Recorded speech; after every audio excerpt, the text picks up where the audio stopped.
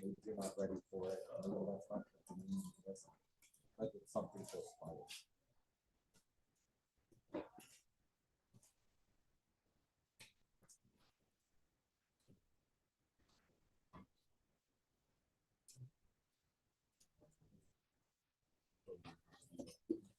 Which is, if you look at the black section of the upper here, Right. which part of business? I forget one of those 360 ones. Chaim. I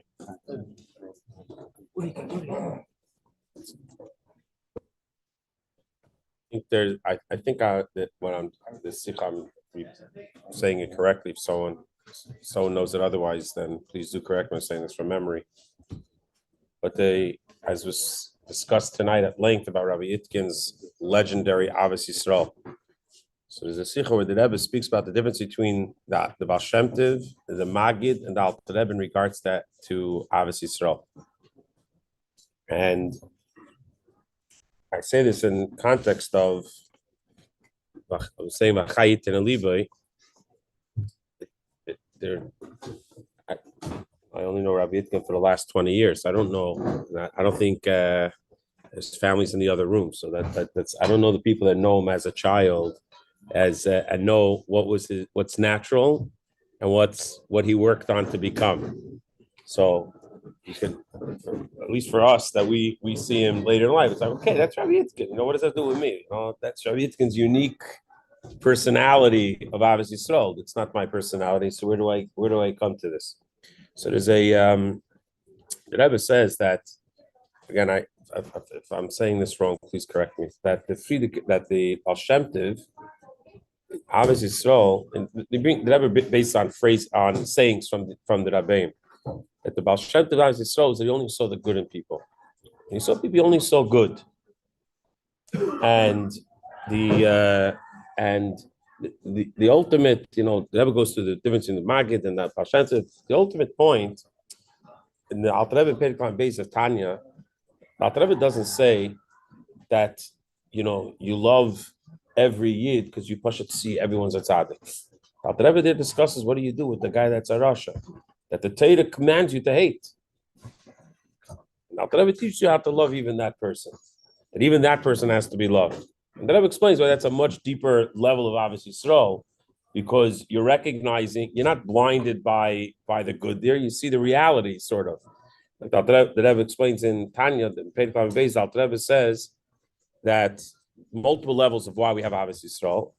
Starts off with, if you read Tanya, it's just like 3-4 nice, Alter Rebbe is being flowery with 3-4 lines, but the Rebbe explains each expression is a deeper level in Avos Yisrael.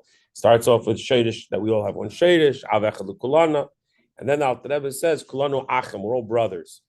And the Rebbe teaches what's Alter Rebbe being Yosef by saying Kulanu Achim, because one father means that we have one Shadish. And in the Shadish, we're Taka one, but we're not in the Shadish, we're down here now, we're on earth.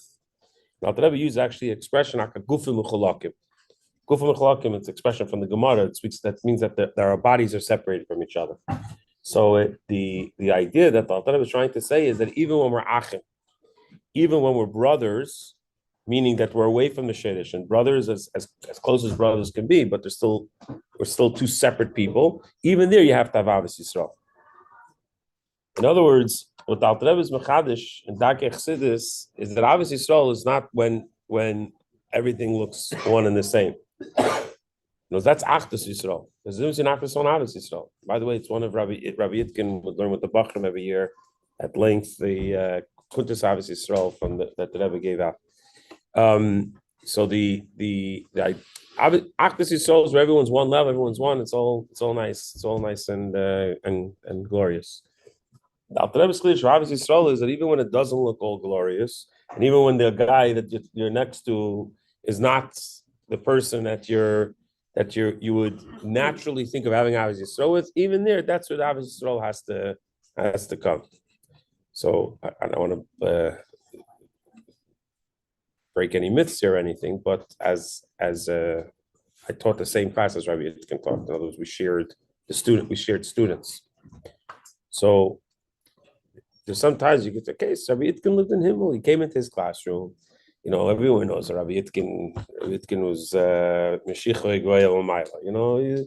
He would say he was living in a world of chassidus. He wasn't his head is in the Maimon that this year's Maimon Basar Lagani. It says about the at the Baal Shem Tov, 2/3 up and 1/3 down, or 1/3, 2/3 down, 1/3 up. Itkin is say stuff up there. What's going on? So I just want to tell you, as sharing the classroom and speaking, and you talk about your common students and what has to be done. His feet were very much on the ground.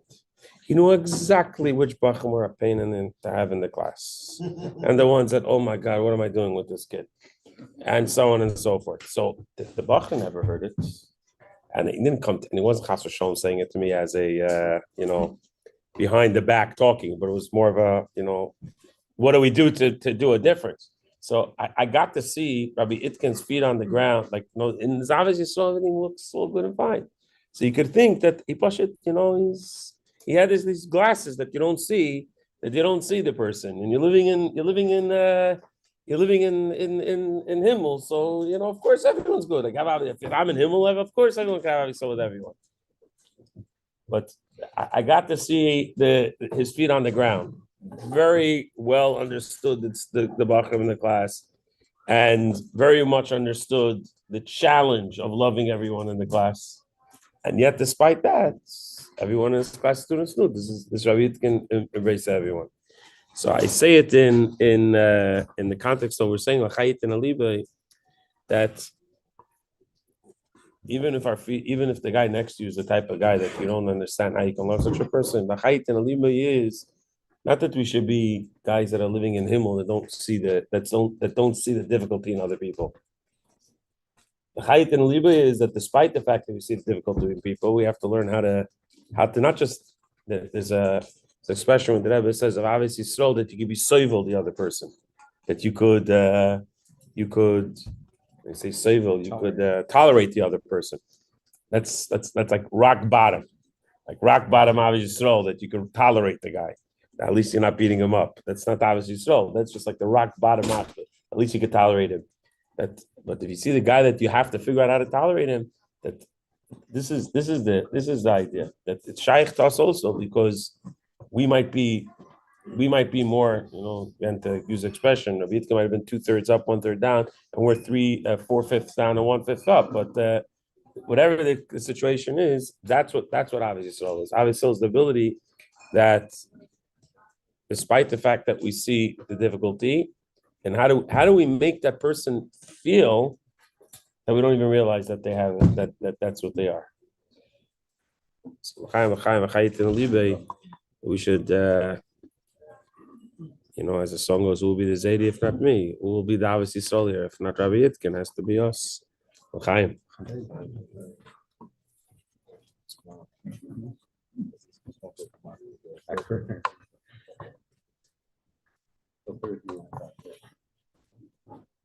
Inei matei umanoi sheves achim yochad. Inei matei umanoi sheves achim yochad. Triyadadayo, mama, triyamay, oy ladadayo, maya, ladadaya, amaya, ladadaya. Mama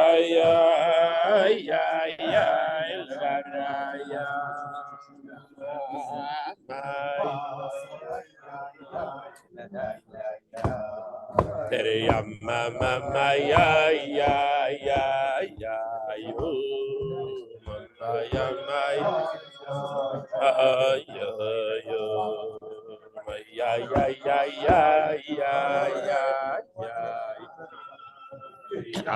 mama ya hine mate.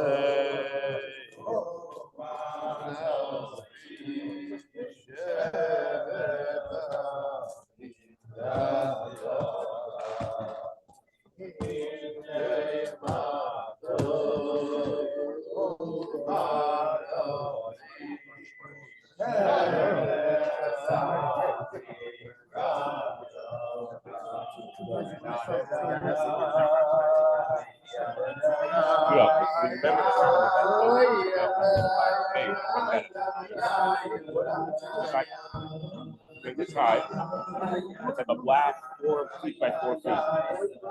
Little.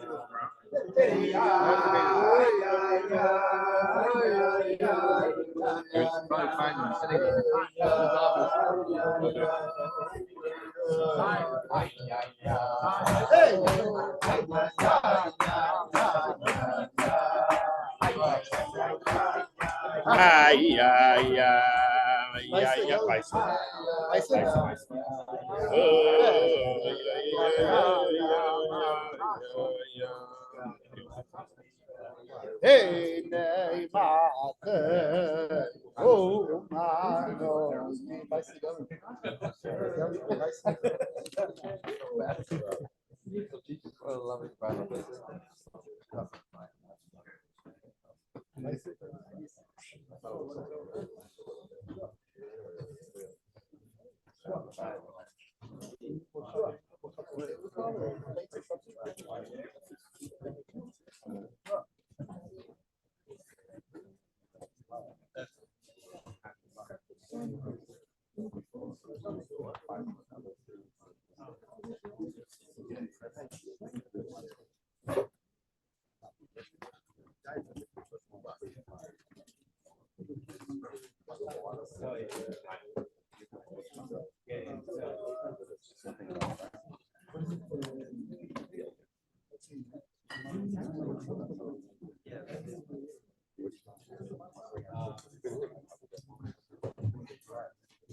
Yeah, a number of people said.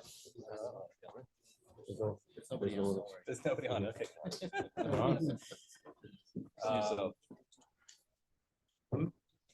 Okay. Fine. Yeah, everyone said how Rabbi Itkin's, everyone was his friend. He introduced me when I came to Pittsburgh for Shloshim. I stayed at his house, and he made me teach a niggin to the boys. I wanted to be invisible, but he made me teach a niggin to the boys. Seder Nigunim in the afternoon in the basement. And Rabbi Darren came in and said, "Who's this?" And Rabbi Itkin said, "This is my friend." I'm like 20 years younger than him. But and he meant it. Other thing that we've been thinking about was not only one of the speakers mentioned is Rabbi Itkin's tremendous. I mean, everyone mentioned Rabbi Itkin's obviously Israel, Simcha, and Menschlichkeit, but even more than Menschlichkeit, the respect.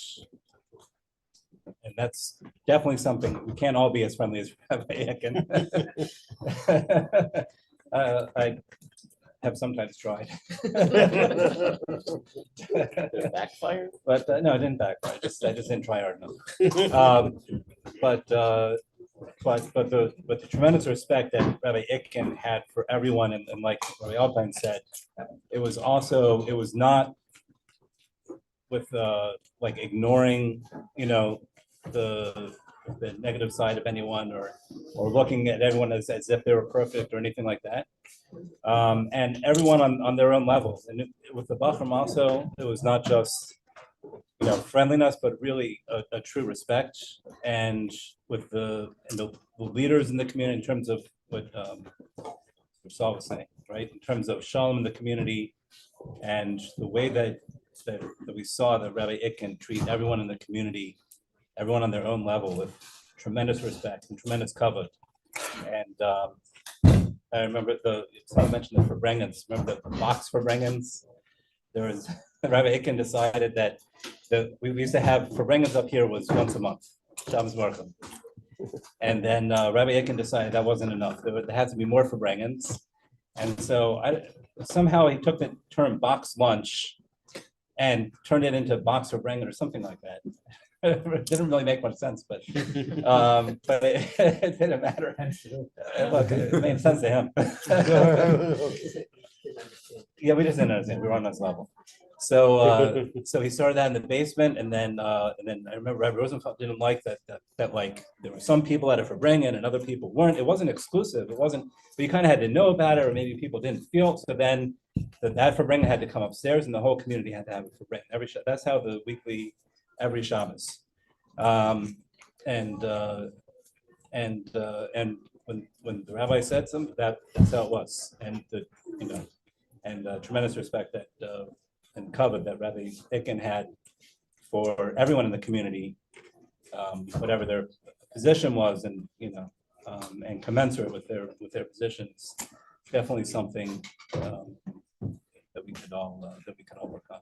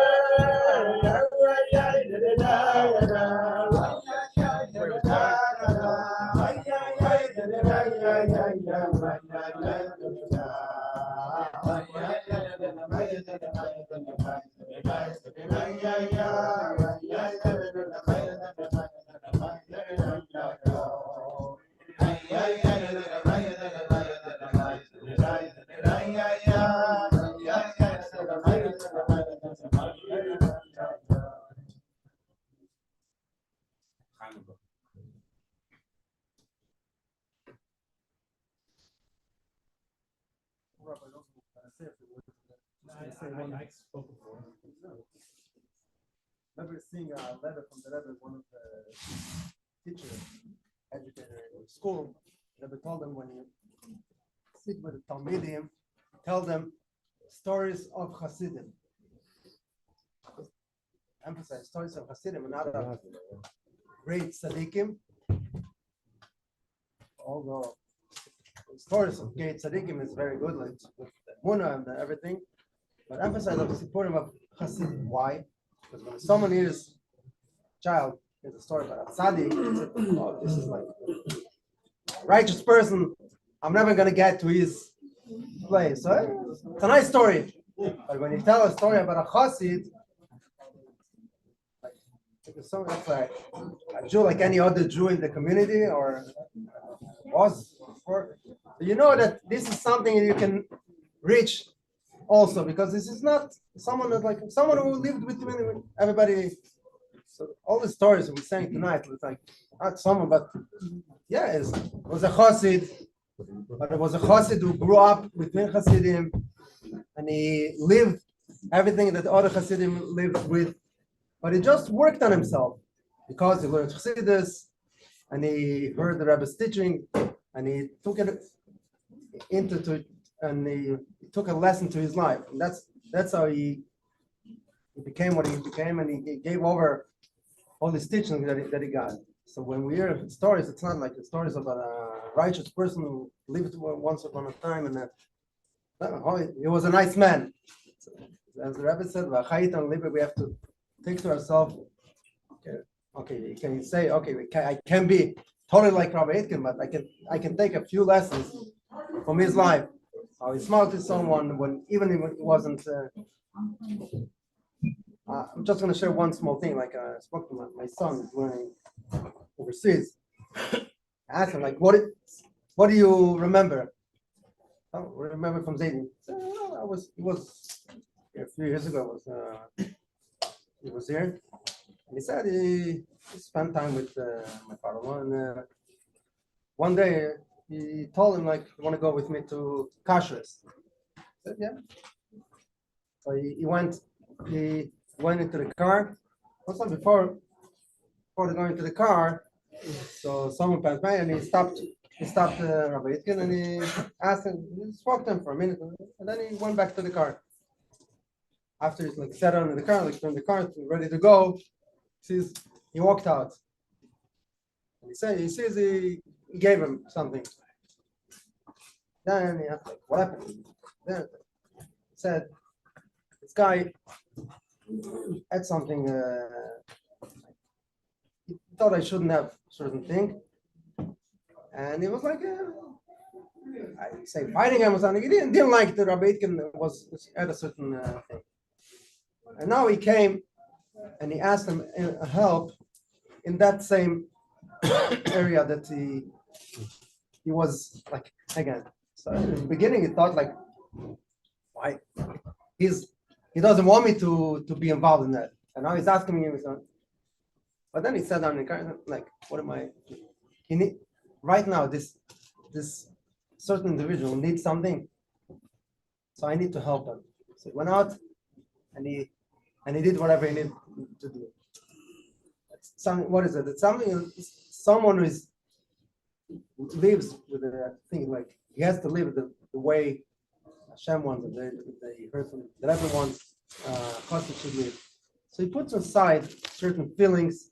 Even he was absurd. You see, he was a person like anybody else. He felt something like he's like you can say, like like he's asking for the same thing that he doesn't want him to have. No, he worked on himself and he gave him whatever he wanted. So that's where everybody can learn for his own life. Whatever we're here, we should take a lesson to ourselves.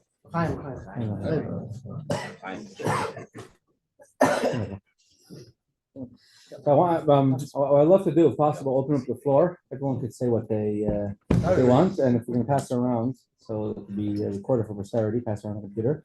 I do want to mention tonight, Zayin Teves.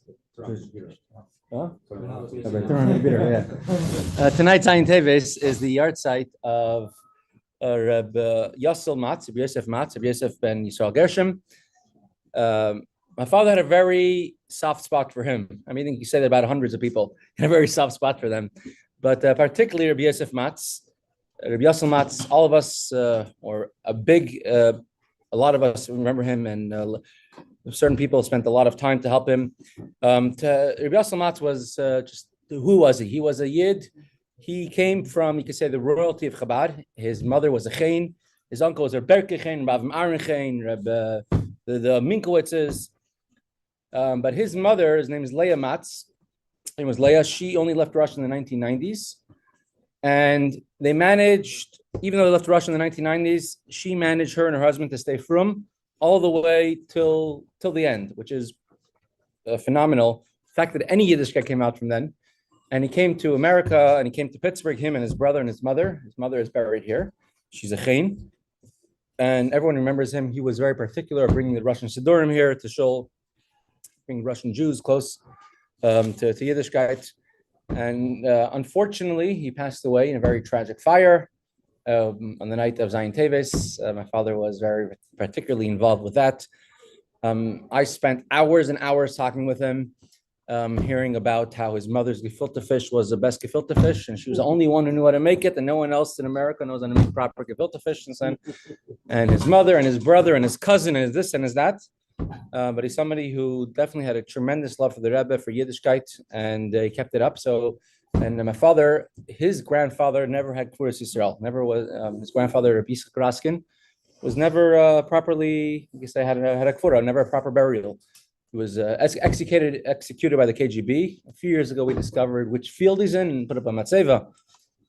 He was very particular. One of the mitzvahs he would do is to take care of kfarim, take care of people's graves. He texted every single year or called up Yosef Matzah's son, who lives now in Florida, to keep his yard site. So this year, I actually texted him to make sure to keep the yard site. He always brought a minion to the cemetery over here in Churchill. Tomorrow, I also arranged to already take a minion to go to Churchill to his kever to Kaddish. Every single year, he felt, I think, his grandfather, both his grandparents, you could say, never had a proper memorial, never had a proper matzeva. Nobody came to say Kaddish by the kever, and so he was particular. My mother's grandfather was in Kazakhstan. He sent money to renew his kever, to renovate his kever. In Old Montefiore Cemetery, where his parents are, all the kvarim near his parents, he would call up the person in charge of the cemetery, send them money to renovate those kvarim. I saw it was crooked. I saw it fell down. I saw it got chipped. A car banged into it. He used to send to Rabbi Yosef Matzah's son pictures. Before Rosh Hashanah, I went to your father's kever. I made sure that it's all good. He sent him a picture of it. So it's a yid who literally had a serious nefesh for Yiddishkeit. I would say not just in Russia, even when he came to America. His wife, he married her in Russia. She didn't particularly appreciate married a Jewish woman, and that itself was a chiddush. Rosenblum, remember one time he said when you went to Russia, over 50% intermarriage or 90%. I don't remember the number. He went to Russia in the 80s. So a yid like that, raised without a cheder, without anything, only memories of a zaydah. So I do want to mention Rabbi Yosef and Yisrael Gershon Matz. Neshama should have a tremendous aliyah. And with that, I'm going to open up the floor to everyone else. Chaim v'bracha.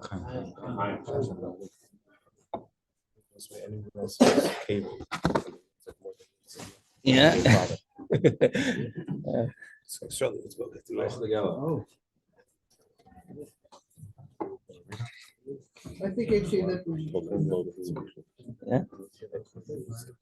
when Mordechai Cohen and I were over, and I don't know if it was, we were over different times actually over,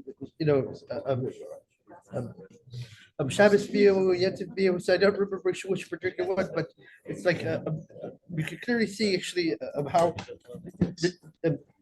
as Mordechai Cohen and I were giving our at least suggestions of not definitive pshat, right? And he would actually say, like actually a good insider, or at least a good possible insight. In other words, as if we were the greatest Talmidei Chachamim on the planet. I think you are. Sure. So two things. So one thing is he would ask from everyone, do you have something to say? And he would always listen. And I don't remember him ever correcting someone in Limud Torah. Like if someone said something, he never added on. He never said that what you're saying isn't correct. He always gave covet to every single person. The other thing is, I once was mishkiach for him, and I was a little mcdoctic, a little particular on a certain Indian. So he never, no, I'm not going to say what the Indian was, but it was something that wasn't really such a problem. So this was the only day that I was a mishkiach for him. So he never corrected me. He never told me, don't worry about that. That's not the right thing. You shouldn't be something like you said in the speech that, he knew how to work out things between people and when there was a real problem, when there wasn't. So I finally, from this, the telling of stories tonight, I remembered that he never corrected me. He never told me that, no, you're not Roy for this position. but eventually I figured it out.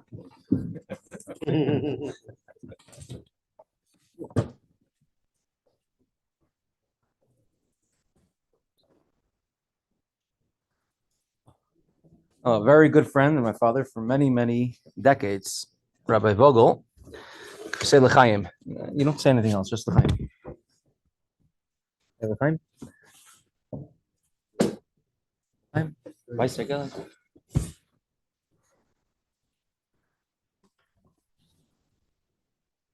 Taking the camera away. Somebody's talking to the picture.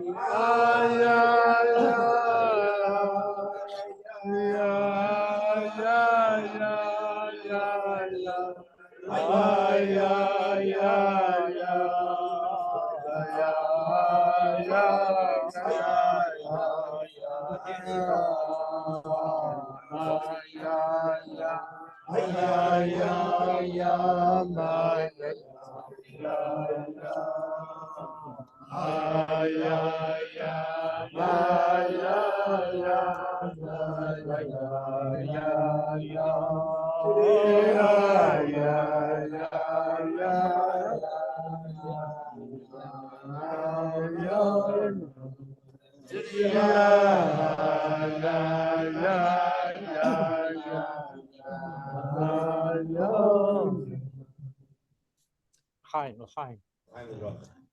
In Pirkei Avos we say, "Az boishes panim legan Eden, az panim legehenim." So I heard something very beautiful. If somebody is a boish panim, very gentle, very careful, this person could survive only in Gan Eden, in a place that everything is perfect. But if the person is an azponi, inclusion, is going with the highest, he could survive even in Gehenna. He could change the Gehenna.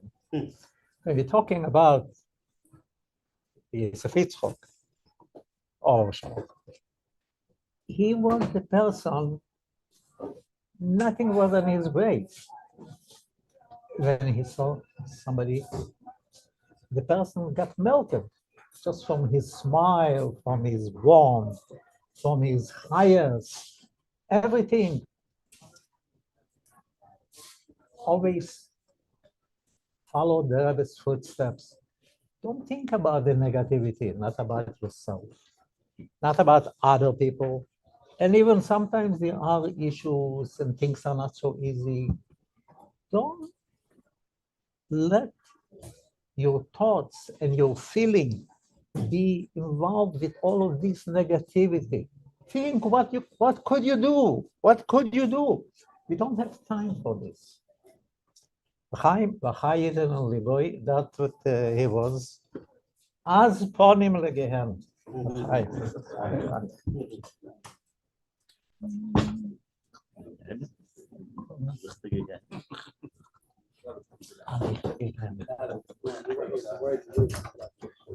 know that the first level was in Gehenna and he was screaming. No, right?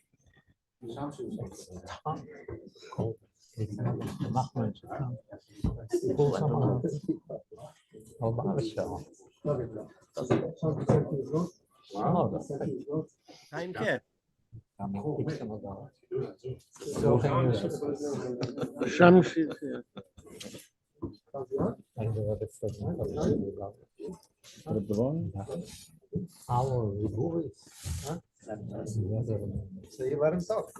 Shamshi was sagen ein paar Wörter.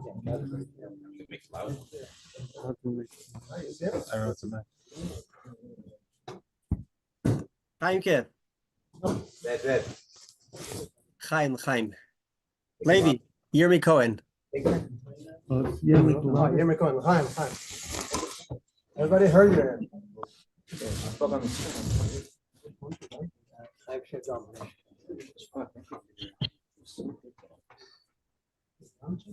Yes, Shamshi.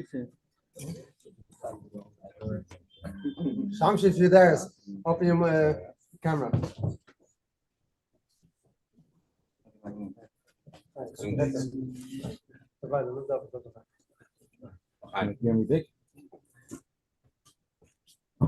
I'll be right here. That's all you need.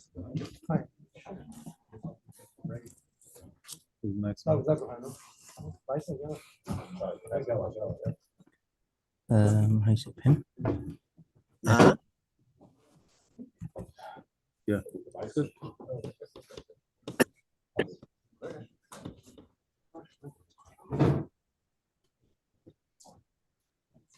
Sit. Okay. Fine.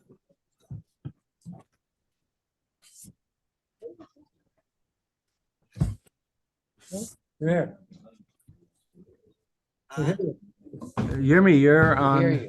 You're big now. Mr. Rudolph, is that Mr. Rudolph? Hi. Shalom Aleichem, Rabbi. How are you? Aleichem Shalom. Thank God. Chaim Bracha.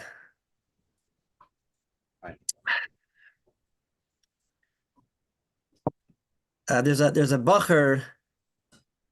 I told this to Chaimke and to his kids, who from Toronto. I don't know if I should say his name or not, but Baruch Hashem, the rest is history. He calls me up, and my father, he wanted to go to Pittsburgh for yeshiva. So he was a very talented Talmid Chacham, and basically I called up the yeshiva, and there was Baruch Hashem no room. Baruch Hashem, Pittsburgh was a very popular place for. Anyway, so it's exploding, and I guess They were taking, they took local Bachrim. So that's pretty much that was the conversation. So I called Rabbi Yitzchak. I said, Rabbi Yitzchak, probably something will happen here. So I called Rabbi Yitzchak, and I said, there's a talented Bacher, and he very much wants to go to Pittsburgh, and there's no room. So he says, you know what? He thinks about it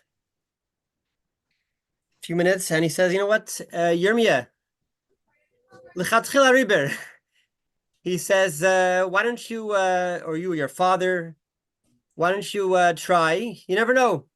They may be so blown away by his lumdis and his character, his good midas. Maybe there'll be room. So Baruch Hashem, I remember like today, my father, not a young man, was like gesund. He schlepped in from Toronto, a 6-hour drive with his Bacher's parents to Pittsburgh. And I think Rabbi Rosenblum had mentioned that there were 2 cancellations. And Baruch Hashem, the rest is history. This is Rabbi Tuvia Kasimov. I'm not covering all the details, but if not for Rabbi Itkin's push, and saying to go, that he should go, he would not have gone to Pittsburgh. So Rabbi Itkin definitely has a tremendous chus in this Rabbi Tuvia Kasimov, who's a big goin and a based in, and thought I'd share that little light in there. So l'chaim. L'chaim bracha. We miss you here in Pittsburgh. Me too. Thank you. Me too. Another little thing. I once asked Rabbi Yitzkin. It was like, I guess, the end of the year. There was a hockey game or Steelers, or maybe it was a soccer. I forget, a football. One of those. I think it was hockey.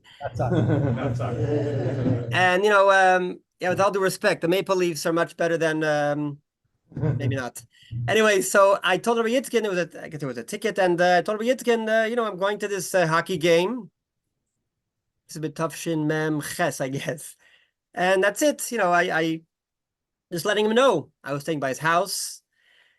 So he says to me very nicely, Yirmiyah, sorry, but you can't go. I said, well, why not? Like, all excited, the end of the year. Anyway, whatever. I'm going to go into some details, but he felt it wasn't pasnish, wasn't appropriate, and I was very upset. But I forgave him. But I thanked him. Because it wasn't sort of that particular, I guess, environment wasn't maybe the most appropriate. But he did it with love. And you felt that he meant it with love. So it was accepted. Thank you. So today you're hurting. He still hasn't gotten over it. I think they lost.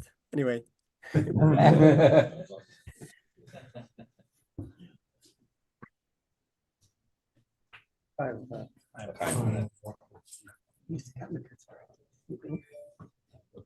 You visited my father.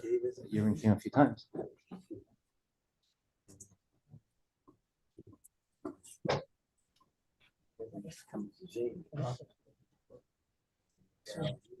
Yeah. Marty, tell us what you don't want to say on the video. Don't do it? Okay, so we'll face it away from you.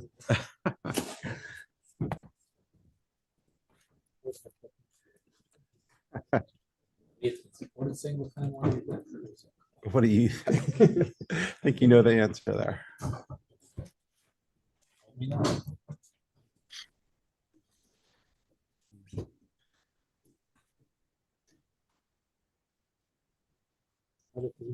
know what to say to you. Sure. spoke before. No?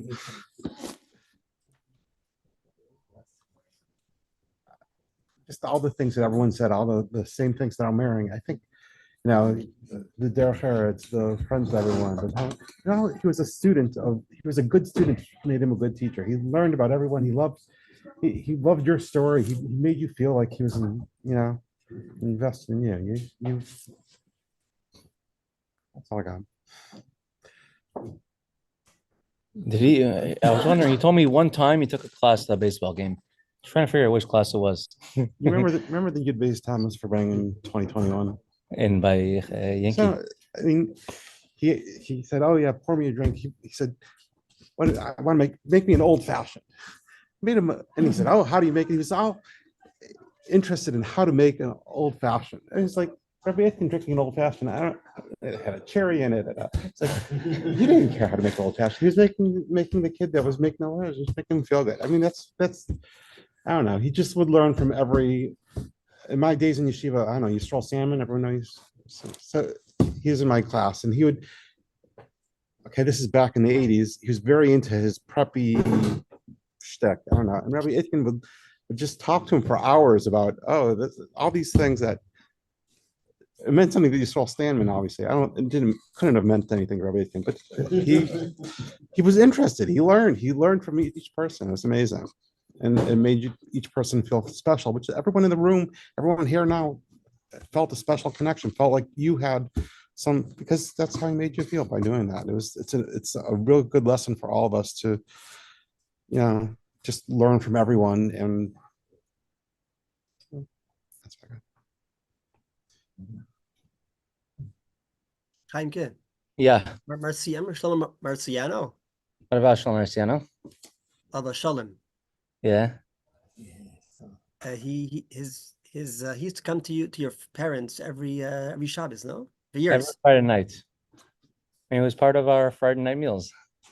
Not Shabbos morning. He would daven in Shower Torah at 7. Sure. He opened up at 6 a.m. I met him because I did a Sephardic minyan there. I laned that year, so I introduced him to your father. Mm-hmm. Oh, you're the one introduced to. Yeah. Yeah. His daughter is. Always have a nice thing to say about him. What? You'd always say nice things about him. Yeah. And he says one time, he says, I see a man lonely on the street, smoking a cigar. I go over to him. I wanted to make him happy, and Shlomo, that's you. Yeah. Wasn't he actually the Sephardic guy from Yeah, France or Morocco. something? Yeah.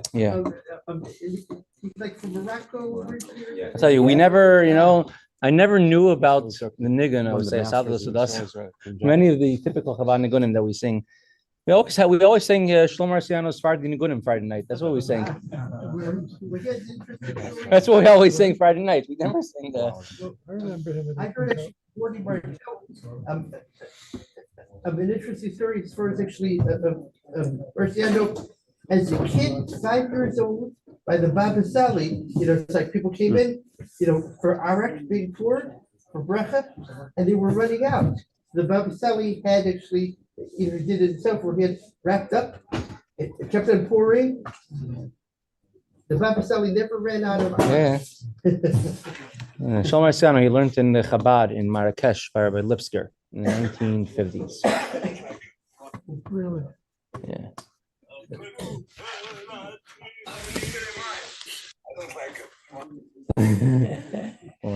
He came to my house before he died. Yeah.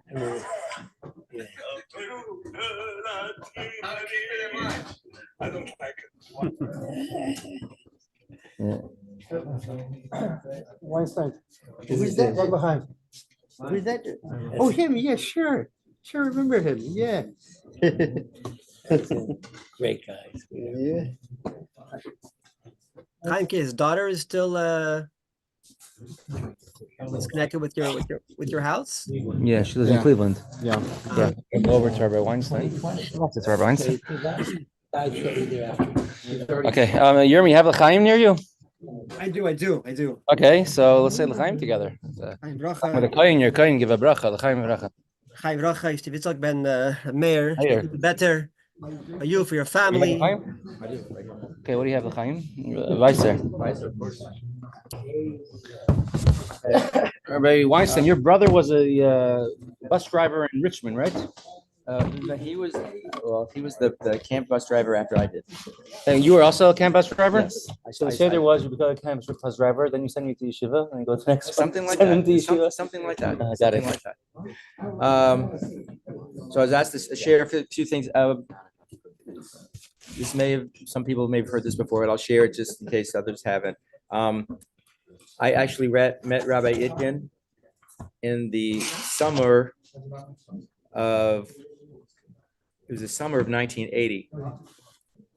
Right out of Kollel, he went to Richmond, Virginia. He was the program director for Richmond, Virginia Chabad. It turned out they felt it wasn't the right place. They were only there for 1 year. And then that next fall, they came here in 1981. So at the time I was a college student, and I was going in college a few hours away. It's called Virginia Tech. And the story of whatever happened with me, I'd finally that summer, this is the summer of 1980, decided that I wanted to check out Yiddishkeit for the first time. And so I was going to go on Shabbos. I wasn't going to carry anything for the first time. I wore a yarmulke, which was a very challenging thing for me to do at the time. And I walked 5 miles to the only frum shul in Richmond. And so when I was there, once I got there in the morning, I was staying for the rest of the afternoon. I'm not going to walk all the way back. So while I was there, a young rabbi walks up and says, "Hello, I'm Rabbi Itkin, and would you like to learn Torah together?" Was in Richmond, Virginia? Richmond, Virginia, yes. Oh, wow. He was everywhere, wasn't he? Yes, he's everywhere. And yeah, the only two children they had were the husbands are sitting right here. Connie was 2 years old and Shana was a baby. So and so learn Torah exactly what I wanted to do. And so that starting that week, we went to the Chabad house it's called the Lubavitch Center there. And it wasn't quite the Farbrengen. If anybody knows Richmond, that building wasn't there yet. It was just another kind of building there. And he opened up these thoughts for the week. And the older people here know what thought for the week was from Rabbi Kagan, all the shalom from Detroit. And based on Parsha. So he opened up one and we would learn that. That's the first learning we did. And in the process, we got very close. I used to then start going over to their house for the meals after the Shabbos day. I remember one time that again, my background, I had not had a bar mitzvah ceremony in my life. I never really learned Hebrew properly. In third grade, I learned the sounds of some of them. I didn't even know the names. And so one afternoon, he says, "Come here, sit down in the living room. There's some space." He had this blow up beach ball with all the little olive base on it. I guess he was playing with his 2-year-old at the time, that stage in life. So he said, "Sit down." So he sits down with me and takes the ball and says, "Olive," and rolls it to me. So he says, "What's next?" I didn't know. So he said, "Base." Oh, base. And we went through this thing and I learned olive base that way. Again, I think that this really reflects on the true love he had. We bonded at some level learning Torah. I was a college student learning physics and mathematics. I don't think he could relate to me quite that way, but his Ahavas Yisrael just overpowered everything. And he and his family just sort of embraced me and took me in. And he later that fall purchased tefillin for me for the first time and arranged it so that I would go to Begisha that winter. This is all his doing. And so that Pegisha solidified my decision to be Chabad. Then later, Purim came. At what point did you become religious? I claim I'm still never religious to this day. I don't like the word religious. I'm still not religious. Yeah. Don't worry, I'm still won't make you religious. Yeah, I mean, that's a long story. I'm not going to get into that story right now. But so then by the summer, they had already left, but they arranged for me to be part of the Gan Yizu camp, which I got very involved with. And the end of that, he'd already arranged before he left for me to go to yeshiva. That was Bein Hazman between Tisha B'Av and Elul. So I went to Morristown for the first time. And I knew that at that point I wanted to go to yeshiva, but I had 1 more year of college to do. So I went back there. My senior year in college, now the Itkins had just moved here. They were in their new position. And so I was considering maybe coming for a Shabbos. I wasn't that far away. It's a few hour drive. I happened to have a roommate that was a private pilot. So we were going to do this cool thing and fly his airplane over the mountains and come here for Shabbos and stay with the Itkins. Turns out there was big storms that weekend and it just got canceled. So I never made it here then.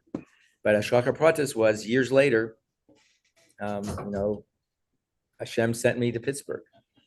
And of course, we're very excited to see the Itkins here and reconnect. They're like family, really. He and his family did so much to get me where I am today, really. So anyway, L'chaim, Chai Yitin Aliva, My father used to repeat always from Rabbi Kranz in Virginia, Richmond. He would say that your shlichus is to see every single Jewish living room in Richmond. That's your job here.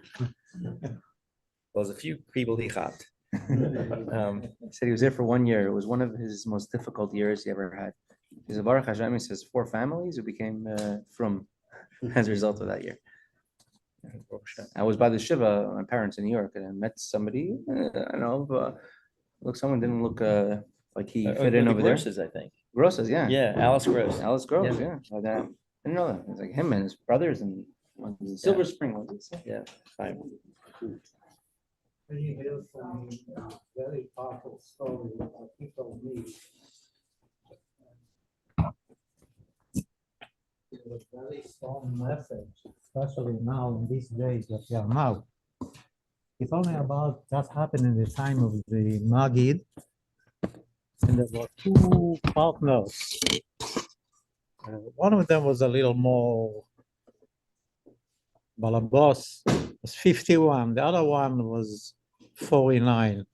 And the way was that every time there was a auction, a read, Leipzig, so one of them, the 49, used to go, bought everything that he saw, and after 2 weeks, he let him know about what he bought, and he approved it. One time he went, and 2 weeks passed by, and he doesn't hear anything from him. 3 weeks, he doesn't hear anything. He was worried because he gave him a lot of money, and many people also lent him money, but he didn't hear anything. Like this, it was the 4th week, the 5th week, 8 weeks. He didn't know what to think. After 8 weeks, he is coming to his boss in a dream, and he's telling him, you are probably thinking what happened to me. So I want you to know that after 2 weeks, I was in one town, and I was in a shul, and suddenly he said he felt physically bad, and he passed away. Nobody knew who he is, but he was a Yid. So they buried him in the Jewish cemetery. Right away, after he was buried, there was among all of these people there that were buried, there was some kind of a Farbrengen that soon is going to be the outside of the Magid. The outside of the Magid is Yutes Kislev. That happened before the Alter Rebbe was in jail. And at the outside of the Magid, he's coming all over the entire world, every cemetery, and people that were connected to him, he's calling them to come with him directly to his Heichal. Amazing thing. And it was very short before Yutes Kislev.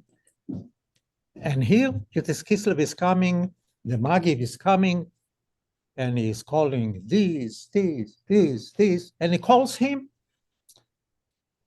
He was completely surprised because he had nothing to do with the Magid, no connection, nothing. Why is the Magid calling him? But of course, he didn't say anything. He followed, and he went in the Heichal of the Magid, which was really something that cannot be described. And it was very good for him, but he was so scared. He knew that he does not belong there. Any second, somebody will come to him and tell him, you don't belong here, even though it's Elohim Emes. So he was hiding in a corner for a week, 2 weeks, 3 weeks.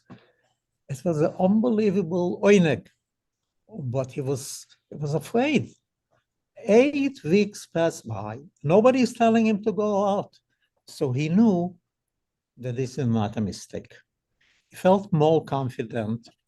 He went to the Maggid and he said, Rabbi, thank you. But why? Why did you call me? I never had any connection, he said.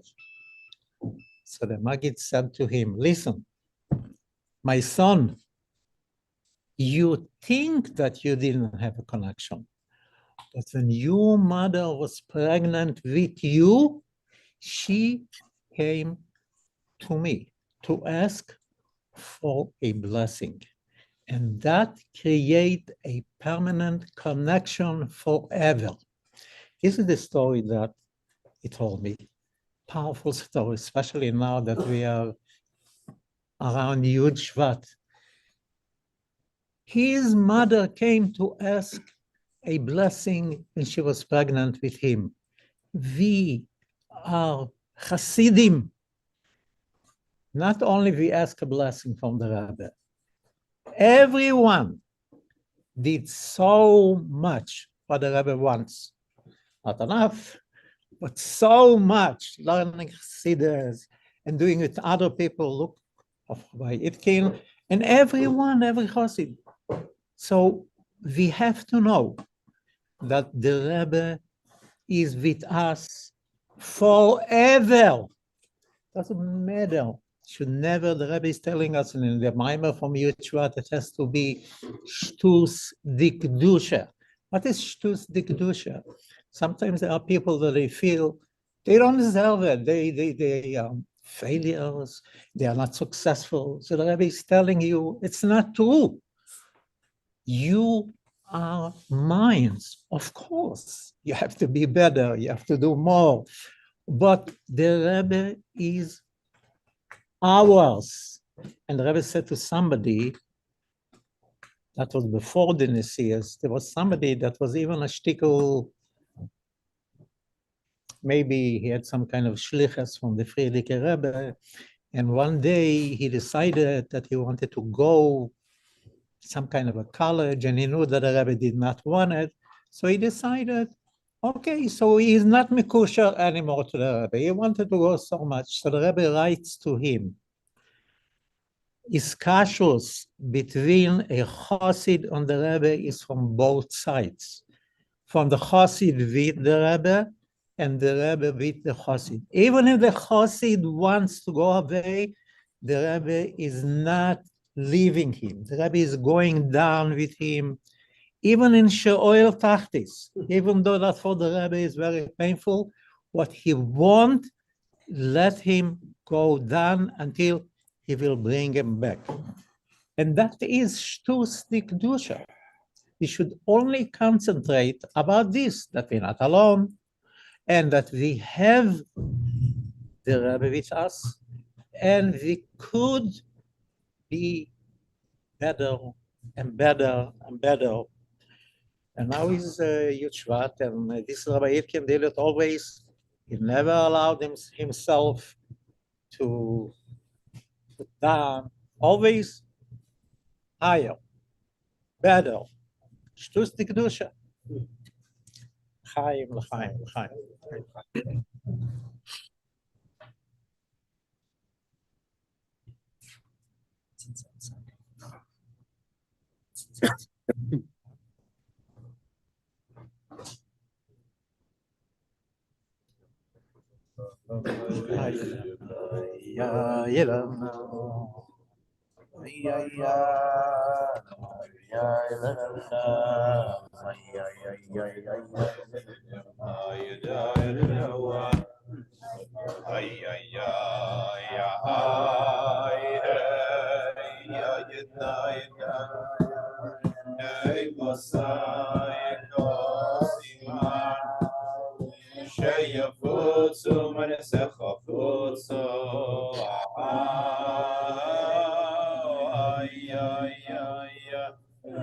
Hey Mosai Kosimar Lim Sheyafutsu Manesecha Futsu Hey Mosai Kosimar Lim Sheyafutsu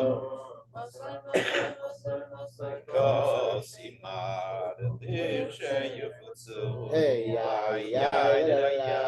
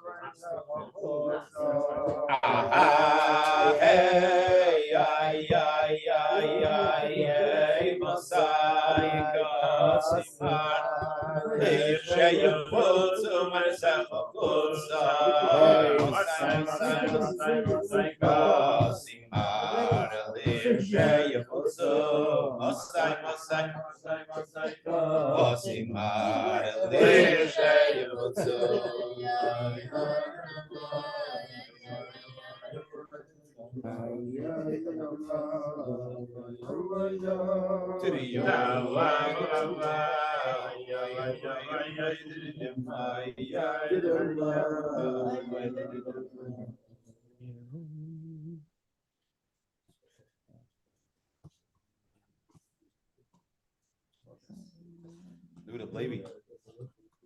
Yes, it. Steppen sagen? Schutze heimisch, schutze heimisch. Kein Steppen sagen? Ohne Galgala, ne? No? Make us feel like it's your Shevat coming. No? That's correct. No? Let's pretend.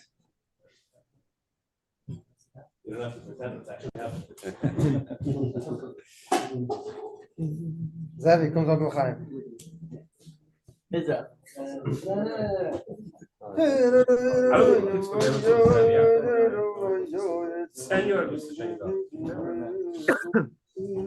Chaimke, you there? No? Chaim is not here, but Okay. share. But it's a story that Rabbi Itkin always would tell us. I was 13, 14, and I share it every year in Toronto before Rosh Hashanah. You know, they had this story of the chicken, the hen, how the chicken gets dirty. To tell this story, the mashal, famous mashal before Rosh Hashanah during Elul, that how the chicken, you know, gets those days. How did they clean the chicken when it got all filthy and schmutzig? They would take it, you know, one by one, feather by feather, and it's a very long and tedious process. Comes along, you know, the chicken and gives a one big, or you know, one that you give a tickle to the chicken. What happens? In 1 second, it gets shaken up in 1 second. To as opposed to, you know, having to go through the whole tedious process. So Stama, we can use this marshal before your Shevat also. Elul, your Shevat. You know, I find myself since a few weeks. You know, it's freezing in Toronto.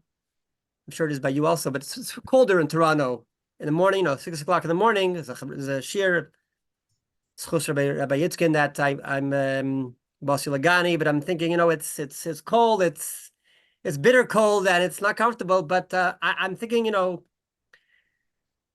I guess it's a bit of a guilt thing, but it's I guess it's okay. I was thinking to myself, you know, what would Rabbi Itkin say? What would he think? He always would give me a good word. Yirmiyah, keep on going. You know, always empowering, always encouraging, always weiter. And really, I have to say, I'm thinking to myself these past few weeks that we have to have this year in Toronto, and it's 6:20 in the morning. It's early, about 17. Can I know how to 17? Younger light, but just want to tell Chaimke and his family and everybody that really he is big motivation for that push. Yeah. not being complacent. Thank you, L'chaim. Chaim, l'chaim, bracha. Chaim.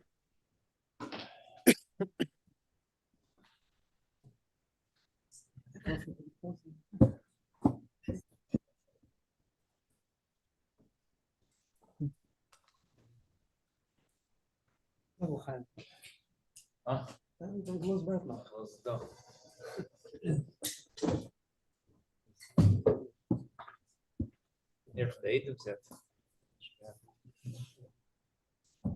Oh, let's save it. I'll say that. What? Nothing. Sure. You wrote an article in the True. Right. In red. Red.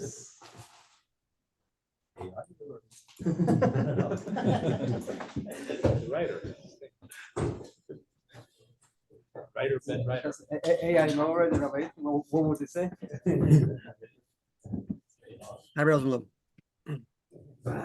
Shalom aleichem. Maybe it's not time.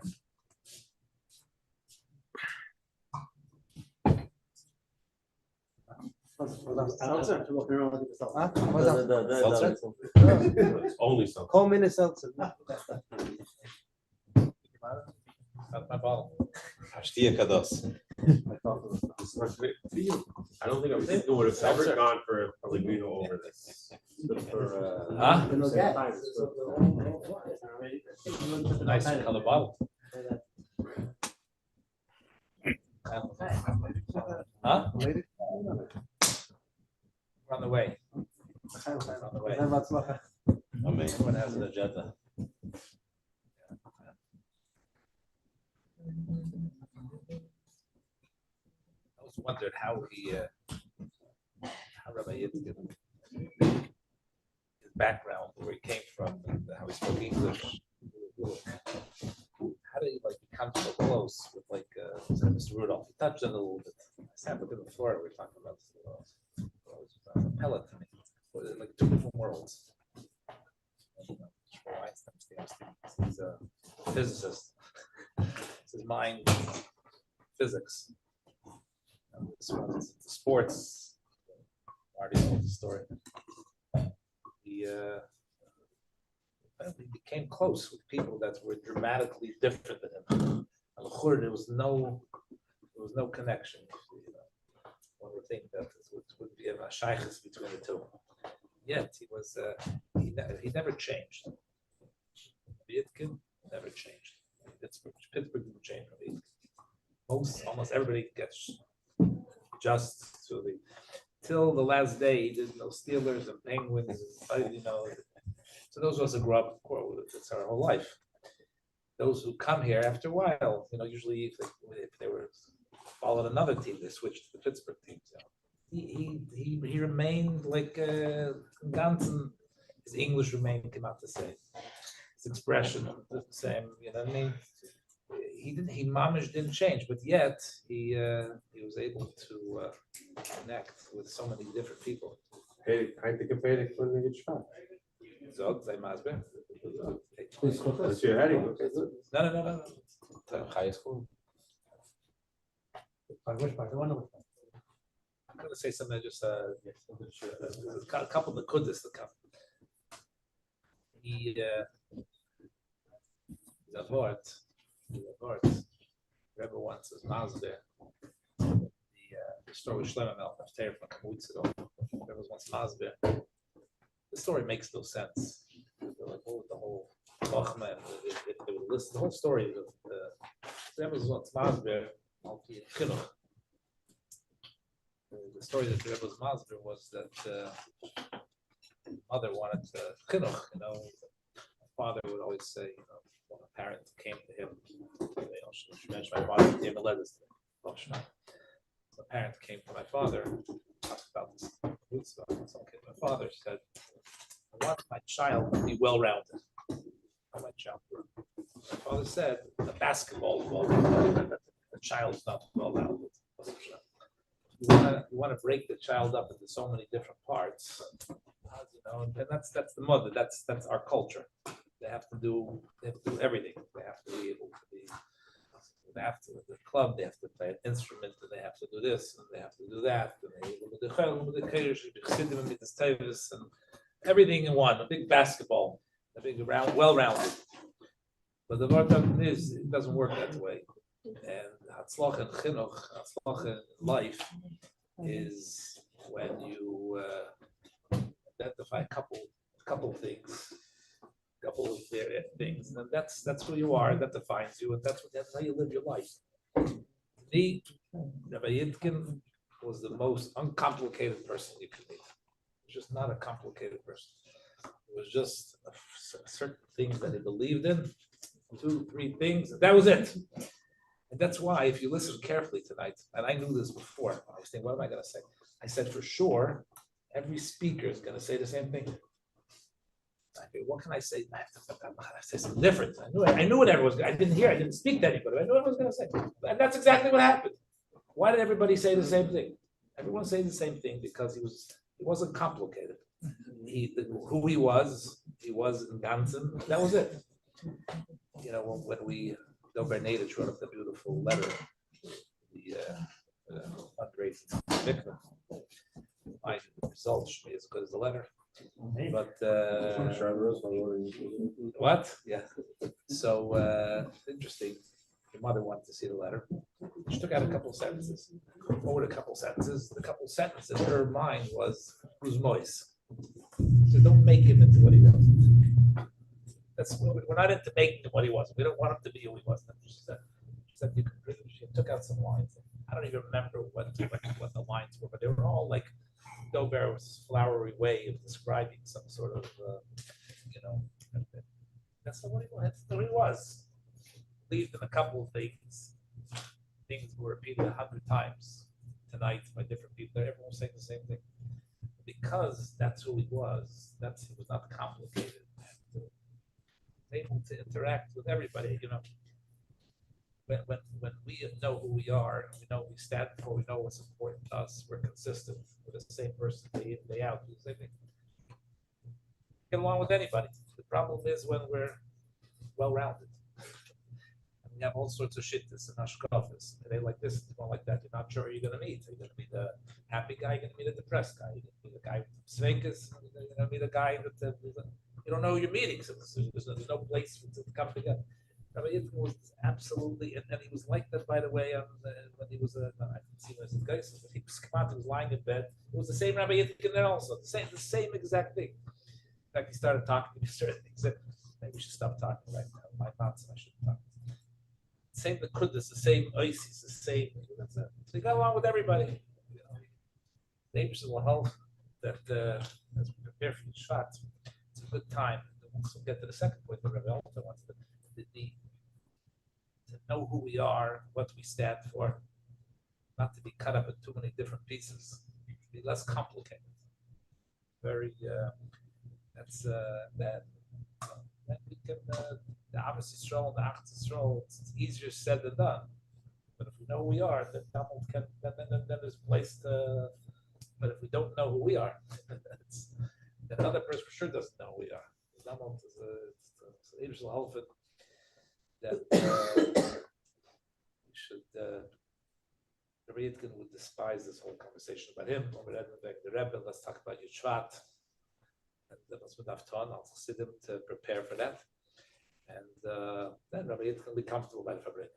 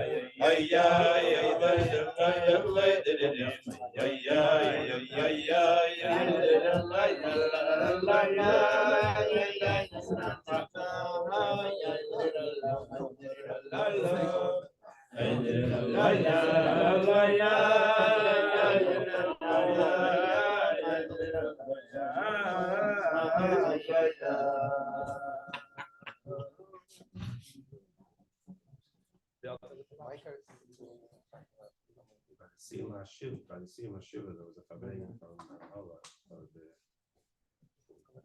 teaching us the Shloshim on the screen.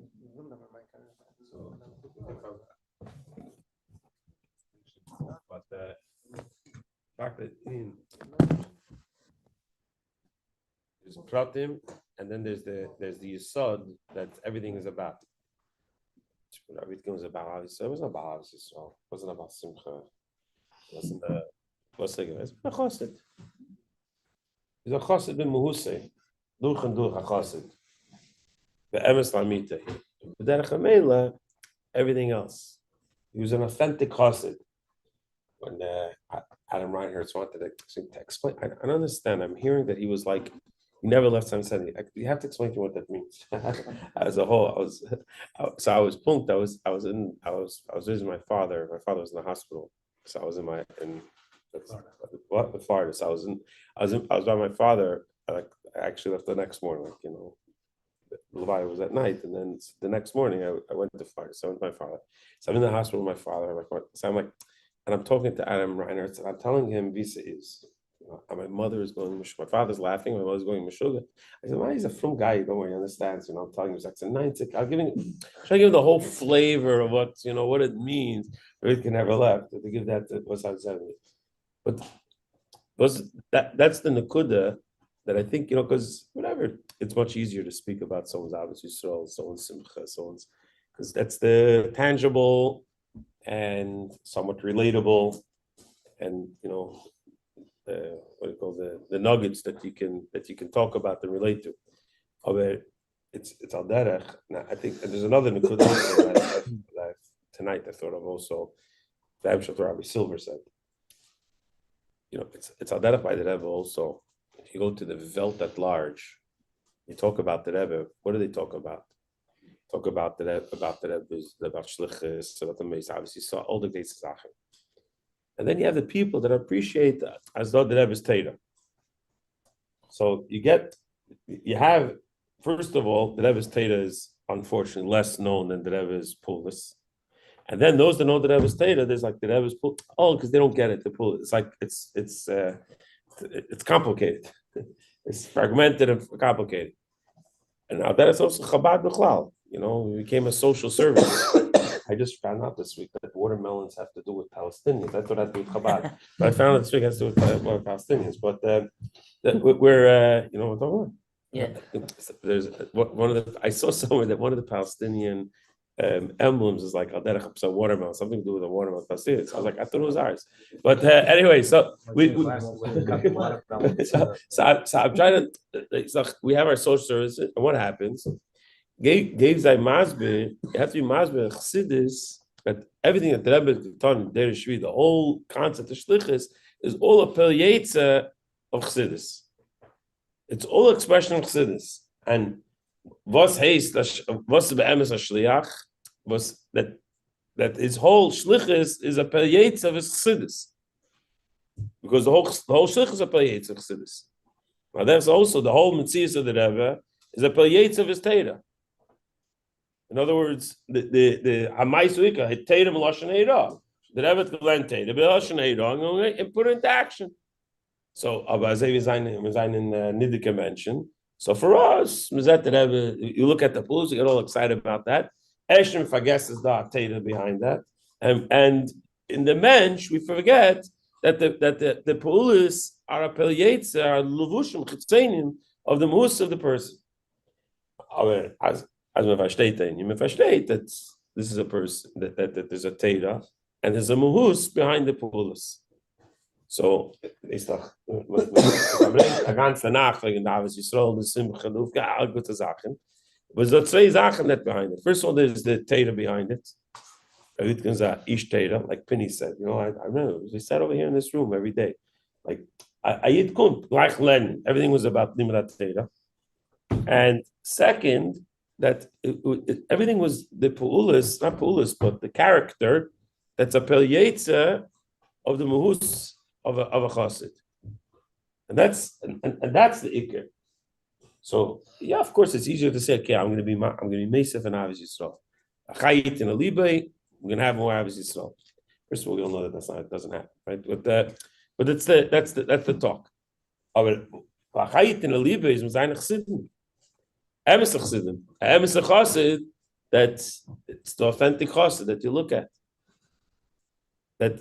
And so, and what? How does it express? So, I don't know if this Rabbi Rosa wanted to say before. Go on, not to say, but the Nakuda of this year's Pedic of Basa Lagani is that because the Ein and Sof is partial with Tachas Apshutis. So therefore, Lamata Mat. What does Lamata Mata in Tachas mean? That Mitzad Echad, he's Lamata Mata.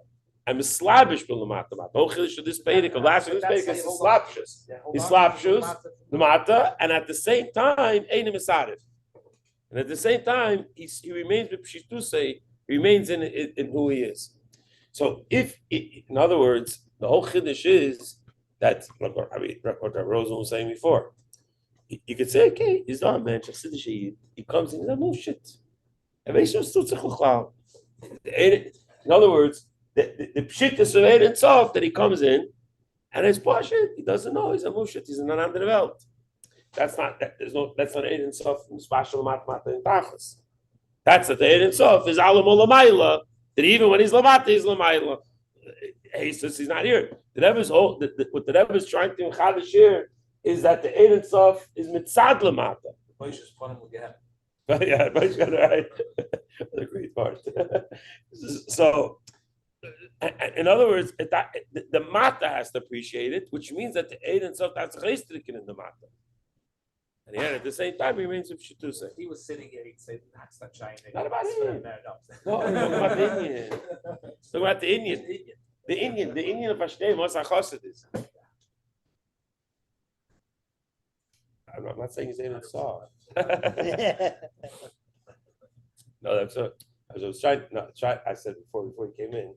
I said, as a co-teaching the same class, he says, each student took care of each time. I was behind the scenes. My God, what are you doing with that kid? I heard the way he saw the kids and Not the same kids. that's what I'm saying. I thought the same kids. We spoke the way, you know,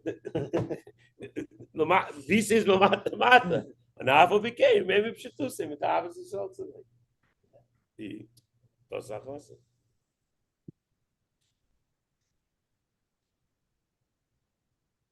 The kinders, my mother in the back was telling me what to tell the reporter. Tell him that he should just see as a mechanech that he was in Pittsburgh and alles in the kinder, the kinder. That's they have to know. That's what the reporter should say. Don't say something.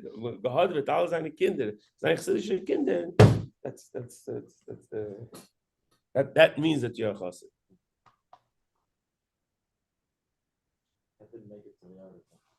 I didn't tell it to the reporter. I said, not talk to him. I'm not talking to reporters. I said, talk to him. He's a nice guy. And next time he's in Pittsburgh, tell him I want to be. My mother stayed in Itkin's house when she was a girl. Married his husband. Yeah. Sivka, when she was going to the Sivka. She's the same age, Rabbi Itkin, but she stayed in. From here. She came there and she lived in Somehow their house. many people It went was through already that. then? They were living They were living next to them? us. Yeah. Already then? People went through. What? She and her sister, yeah. What? They lived in Mistam because Rabbi Dvorkin, I'm assuming. What's the Dworkins? Because he lived Dworkins from Pittsburgh. Mistam, that's how they got there. I'm assuming. I don't know. I didn't have something there. I'm assuming it's how that. What do you mean? But what does that have to do How with they get to Rabbi Itkin's house. So what does that have to do with it? They lived, Rabbi Dvorkin. I'm saying. He lived by in the basement. Downstairs, but he lived downstairs. We're talking about downstairs.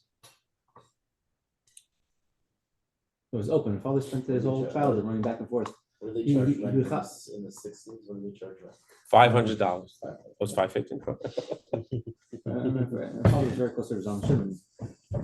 Everything he said, literally hang out there, as a kid. He used to say how his father married Itkin, used to come down by night. He used to have a bottle of mashka hidden by Shimon's house, Zalman Shimon. So his wife shouldn't know about it. At night they would go down, him and Zalman Shimon would say l'chaim, scared. This is our design sometimes. So he says Zalman Shimon. He says one time my father did Shimon for him. He spent as a kid. Pasha grew up by him. He didn't give Shimon to a lot of people. My father did Shimon for him. So he says one time he walks into Zalman Shimon. Zalman Shimon is mamish. Is mensch. He asks him what's this. He shows him a letter he has on the table. And he says there's a couple asked the Rabbi about the Shaila, a certain Shaila, if you should do an operation, something like that. The Rebbe says, get back by Mordada, by Rav. So he came to Zalman Shimon. The Chnisha doctor, from them, but the Rebbe mir geschickt. I have to answer. It means I have the koyach to answer. Aber Chnisha was answering. He's mamish ois mensch. And that's also it?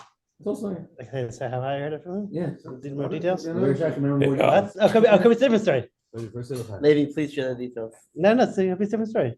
But it's the same idea, Mama. Same idea, but it's very sure you remember what If Zaldera Chaim decided my whole Chabad house is already kosher kitchen. You mentioned That's this. not what okay, it's good. I thought I reviewed it, no? What? I really said.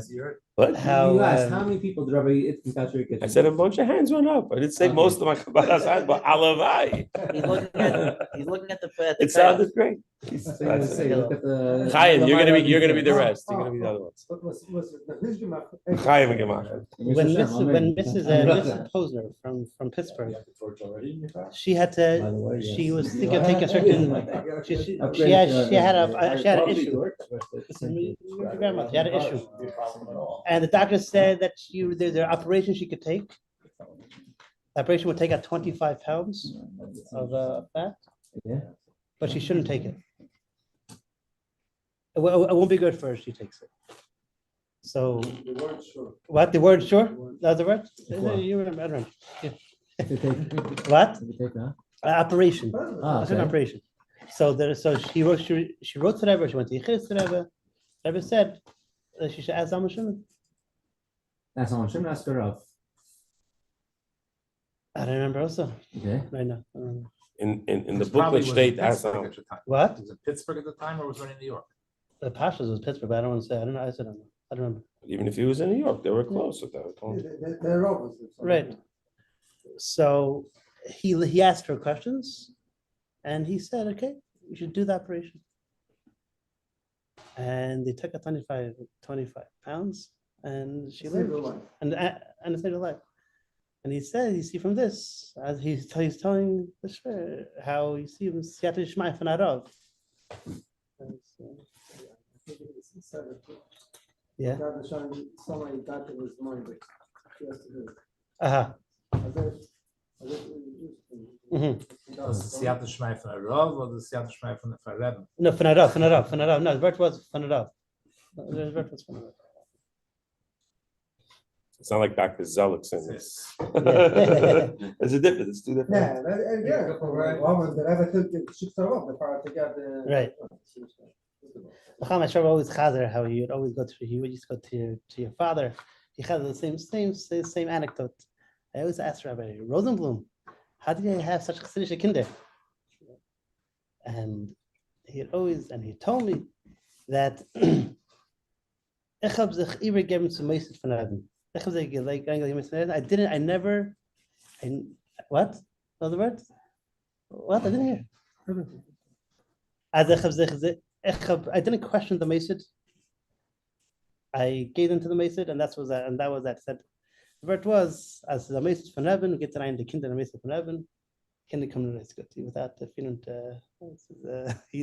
what it means ich weiß nicht practically, but and what I meant practically was, but that was he had it many times. Yes, Lubetsky sends out a daily. Yeah. Today's Xavier Kedish was the Fursum Daiti. Are sending kids to Lubavitch Mason. Fursum Daiti. Gilitsky from Tel Aviv says. I'm saying. Yeah, before some. Not sending the No, everything not saying to Lubavitch. It's actually interesting. That writes behemshech to what they get in their house, they should get in school. Actually, interesting answer. For some deity that the school has to be a hemshech what they have in the house. They have to go to Lubavitch school. The house should be a hemshech of the school should be a hemshech of that. Depends if you read from right to left to right. Fundraising to be an acronym. Pashas that I was assuming that someone's asking him, so the house is going to be the school hemshech.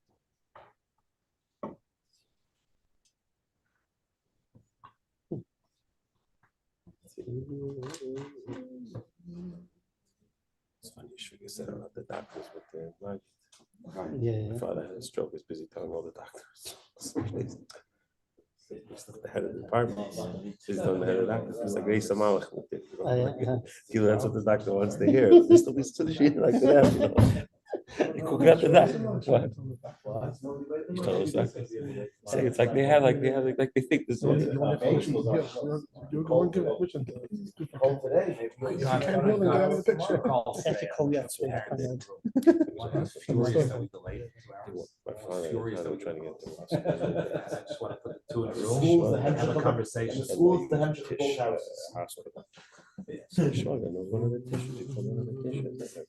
When it's going to be cold, 10 we'll take care of it. Our ancestors went to the Met de reingekrochen in de ze felt that he was pretty nasty. So he felt that it can't say to them. He was a nice guy, but he was a lot of kids. But that is what Today, you know, it said all the fathers were shul. They go to shul. They came and on the schedule. How they supposed to go to school? So said, you want to charge us so much tuition, to pay that we have to go to work, but then you cancel school so they can't go to work. So remember when there was the 2 weeks, school was closed from there was a big storm. And that's when all the private schools went. The public schools go for 3 weeks. That's when all the private schools said, yeah, the Lubavitch Center.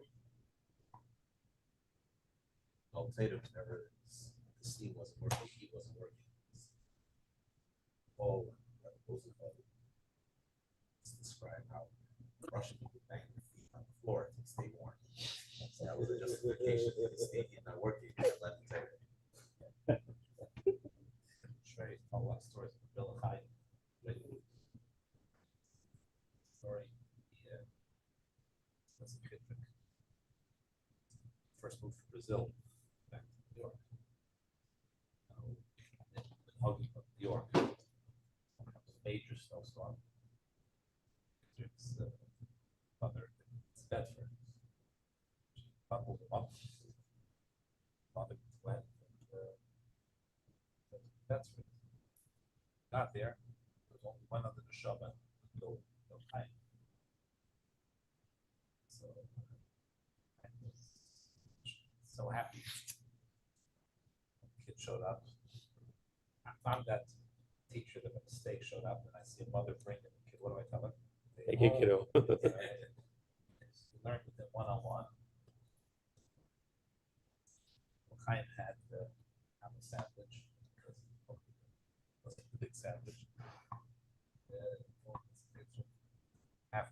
lunchtime. Half an hour, sandwich. Then old Mrs. Mother came, 4 o'clock, picked them up. Who closed schools? Sure, I told a lot of he was Used to talk in a story about davening, counting count the words of davening like you Very count effective. dollars. That's what used to talk in that story from Another Chaim. Never? Yeah. Tell the Baruch. Sail de werkte van davening met zeil dollar. Zeil geld. Friedrich ever said that he was a word by all kinds in the habit of Shema.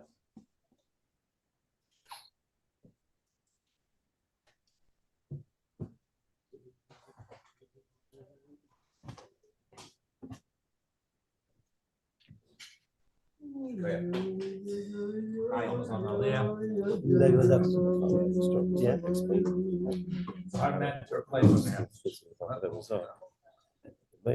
Life just is one way. The minute you want Upward to and look upward. you leave that guy. Not easy. I don't think the mind is good, as you say. Not the rocks. Comes to the mind, it's the rocks. That's what I can't say Peter. Oh, you talk about. Try to figure out how to get here. You know, camps, there's always a scavenger about the old Teda that sees when he's coming back. So my Shver told me the story actually happened. You called out the white answers. I'm looking towards the Goldstein. Oh, he's deceased. So the Baruch asked, "When's he coming back?" For the mark. The sea. When he comes back. By the way, it's interesting that most of Anash know Rabbi Itkin from Anash, right? So Rabbi Silver, interesting that from everyone he spoke about how he went around with him to the Nish. It's mainly the Federation people because he did a lot to catch the Federation. There was actually a lady here from the Federation. Wife had a shit and I said she said, come later. But this lady from the Federation, Chaim told her she should come. So she came to pick up my wife to come here because Emma, she came. She was there. That's how my wife came. So I was like, okay, Emma said she's gonna come pick me up to come, but she's like embarrassed to come herself, but she has to come. I said, perfect, come. But it's different to hear from them. Rabbi Itkin is like, like everything like Rabbi Silver explained, like how he sees downhill. I heard from them and that. We did Freie Menschen. Everyone here is used to how he's relating to Tanash. Rabbi Silver was saying the way he would go to the knot. Basically, it's the head from Zay. The head from Zay, we say that in the Zay. And the way you speak about Chaim also like that. So yeah. You're just good to know. I have Baruch Hashem, good brownie points from. And my wife tells me, what? Emmy's saying that Rabbi Itkin's gonna come. He's such a nice guy. He's gonna take care of it. Like this was like when if I was in hospice or something. I'm like, she's probably talking about Chaim. I was like, what is it? It's funny. My father had like 2 lives in Pittsburgh, which one nobody from one knew about the other. You know what I'm saying? I feel the same thing. By the way, I want to say the interesting thing about the people when they say the people that he kasha the kitchens, side they all knew him. Sachako, you think about the guy. The guy he's coming with the blowtorch and making the mess of pouring the water everywhere. And Kilu, I'm bringing him in. So okay, they'll remember me. Was like, why should they even remember who came in to do it, right? That's the guy. What? He's like just the guy, right? He's coming in. They all know Rabbi Itkin. And Rabbi Itkin knew all them. I would say this guy. I said, we were kasha the house. Like he remembered every house that he came to meet the kasha. You remember every family, like who he went to. I would say this family. Because they are. I know they are. Yeah, we went. Didn't we go kasha the house? Like and got the cheshbon where he like these people.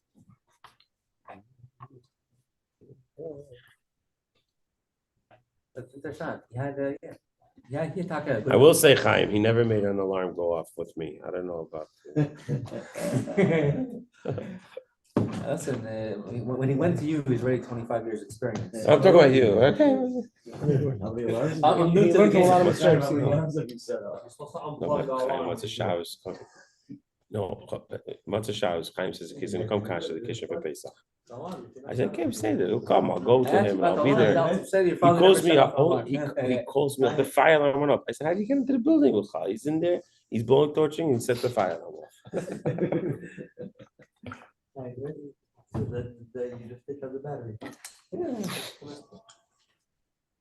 Not everyone knows how to disconnect fire alarms. So my father pastored a certain country club. Country club called him back up. There was damage in one of our things. You have to pay for it.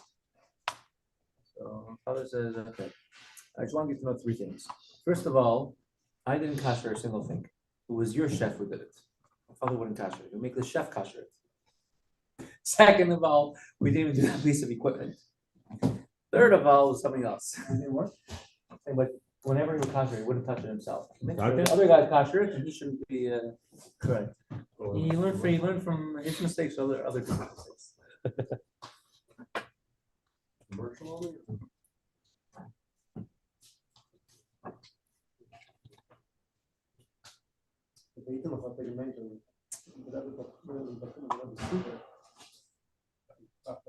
Was zu sagen in dem? Ist wird noch an der Besitzer.